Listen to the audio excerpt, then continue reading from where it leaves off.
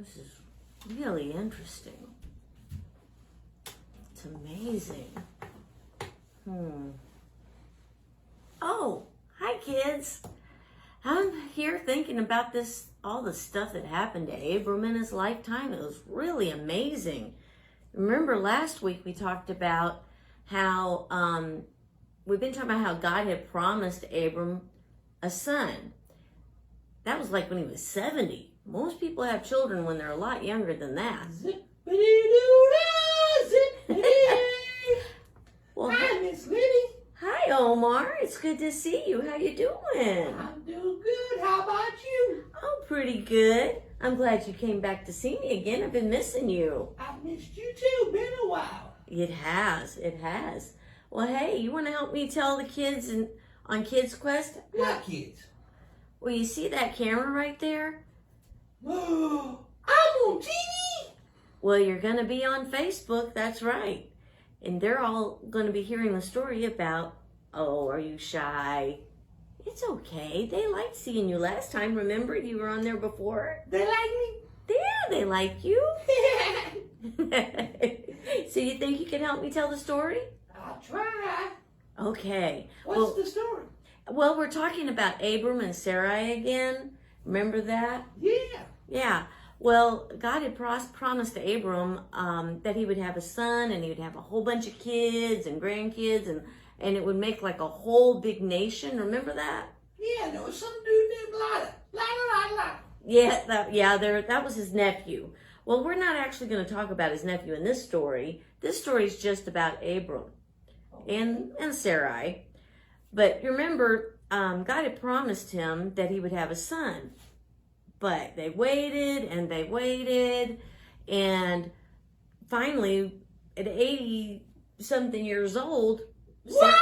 I know. 80-something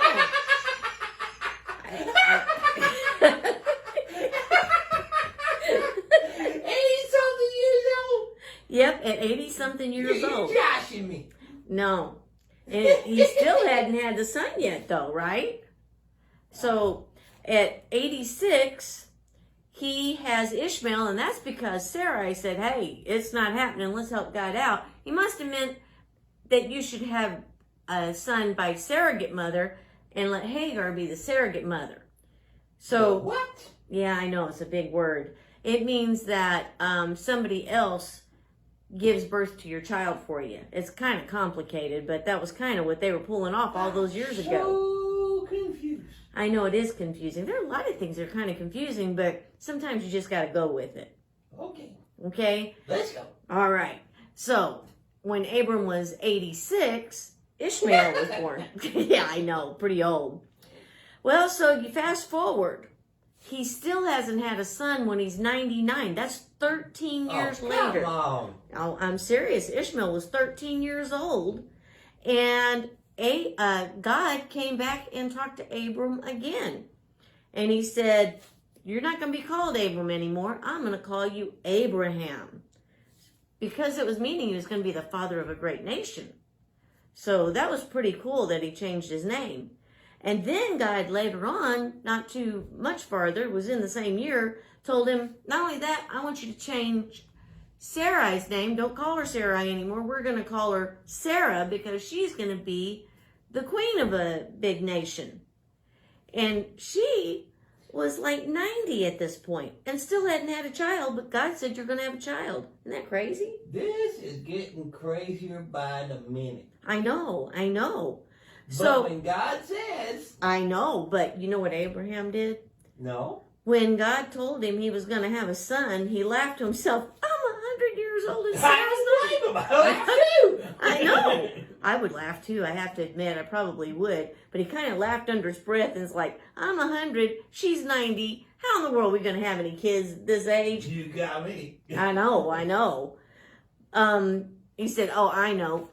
God, I've got Ishmael. That's who you're going to have. That's who's going to be the father of all these kids in that great nation. You're going to make that big nation out of Ishmael. And God says, no. I promised you a son through Sarah, your wife. And you're going to have a son through Sarah, and you're going to call his name Isaac. and he's going to be the father of kings. I won't forget Ishmael. He's going to be a father of 12 princes and also have a great nation. But the one I made the promise through is going to be Isaac, and Sarah is going to be the mother of Isaac. You know what, Miss Libby? They need to make a movie about all this. I think they did. Not sure, but I think they did. But maybe we ought to check that out later. See if they did. You think we could figure that out later? You tell me. All right. Well, you know what? Pastor D's really good at finding things on the computer, so we'll have him look that up. What do you think? Okay. All right. Okay. So anyway, God said, even though Ishmael wasn't what I had planned, I won't forget him. I'll still bless him because of you, Abraham, and because I did make you promises, but that's not the son I was promising you. I promised you a son through Sarah, and I want you to name him Isaac. Now, I tell you what, if God gave me a baby when I was 90 years old, whatever God wants me to name that baby, I'm going to name that baby. Yep. Yeah. So he said to name him Isaac, and he said, not only that, you're going to have that baby next year about the same time. Wow. So before he said, I'm going to give you a baby, we just didn't know when. Now God's actually said, I'm telling you when. You're going to have this baby next year. Boy, that's putting the promise right on the line. I agree with you. So the next year, sure enough, Sarah had a son and she named him Isaac. Really? Yeah. But before that happened, God had already come to Abraham, changed his name, told him about the promise. And then a little bit shortly after that, Abraham is sitting outside his tent, like I have in this picture here. Yeah. It was really hot that day, Yeah. so he sat outside for it to be cool. And when he looked up, he saw these three men. I see him. And he saw one of them was God. What? I know. Can you imagine? God came down to earth to visit with Abraham personally. I'd fall right on my face. Me too. I'd be scared to death, honestly. I mean, wow, but what an honor. Yeah, I know. So when Abraham saw him, he got up and he ran over to meet him. But before he did that, he yells in and tells Sarah, hey, make some bread out of the best flour we have. Make Pita some bread? cakes." Well, I don't know if it's pita bread or not. I think it was loaves I of like bread. pita bread. You like pita bread? Yeah. Well, I do too, but I'm not supposed to eat it anymore. But a lot of people like it. But I know Pastor D loves pita bread. You and he ought to go to the Mediterranean restaurant sometime. Yeah, sounds like a plan. All right, yeah.